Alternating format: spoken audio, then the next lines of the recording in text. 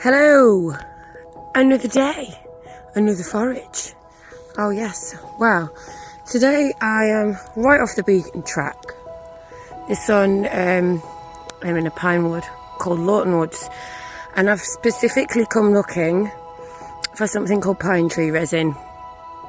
Pine Tree Resin is basically the glue of the woods. So if a pine tree is injured, it releases a sap to heal itself. Now, this is what we're here to find today, as I'm going to make a very quick, very effective, if you like, Vicks Vapor Rub, but purely natural, from the resin, from the pine needles, and from all other ingredients that are completely natural.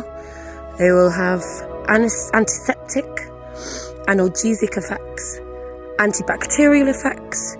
So pine tree resin is fantastic as an expectorant. It is also fantastic for things like splinters, bruises, boils, blisters, you name it.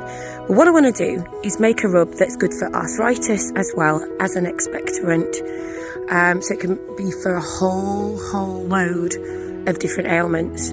So I'm going to quickly show you what pine tree resin would look like, and then I'm going to forage some of this stuff, and when I'm home I'm going to show you how to make this. So that there is a classic example of where a tree has been injured. It could have had a knock, it could have had a branch fall, but do you see the white is where it's effectively released its sap to heal itself.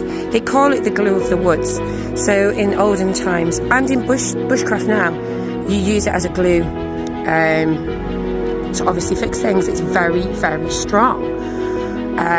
So that is what we're going to be foraging. You have to be very careful that you don't take the scab off the tree. But it smells very pungent. It's got a beautiful smell to it. You can actually use it as natural incense as well, so put it in an oil burner and you would get amazing smells of the woods. So here we go, we're going to get some of this stuff into a jar and get it home. So back from foraging now. As I said, in the woods we was foraging for pine tree resin, and this is what we are going to be achieving today to make an expectorant like a Vicks Vapor Rub. Also for muscular issues, joint pain, all sorts of stuff, but a very powerful expectorant at that as well. So I'm just going to show you what we have so far. So I've created like a double boiler, a pan within a pan. So this has coconut oil, raw organic coconut oil. So I'm going to use that. And then this is the pine tree resin that I foraged earlier from the woods. Now don't worry if it's got bark and things like that in it, because this will all be strained out. This will all be melted down, and then it will be put through a muslin cloth, strained through. So that is very, very pungent stuff.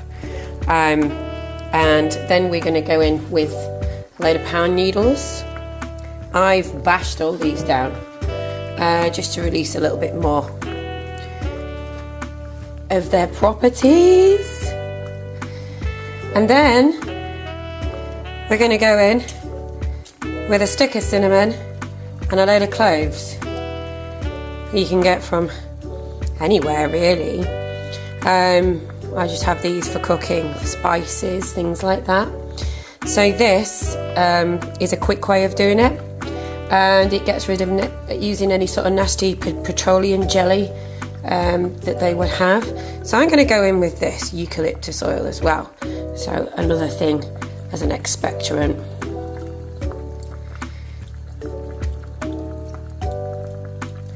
I'd say around 20 drops, something like that at the moment, and we'll see how we go. You have to treat it a little bit like cooking, I guess. It's just to let all this infuse. Now I'm going to let this infuse. If you have frankincense, that would be great to put in this.